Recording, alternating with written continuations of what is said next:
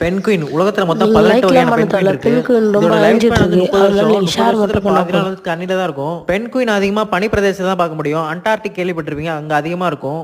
Penguin நிறைய அழிஞ்சிட்டு இருக்கு. ஏன்னா கிளைமேட்டிக் சேஞ்சஸ், அப்புறம் நிறைய மீன் பிடிப்பாங்க அங்கெல்லாம். அதனால பென்குயினோட இனம்லாம் அழிஞ்சிட்டு இருக்கு.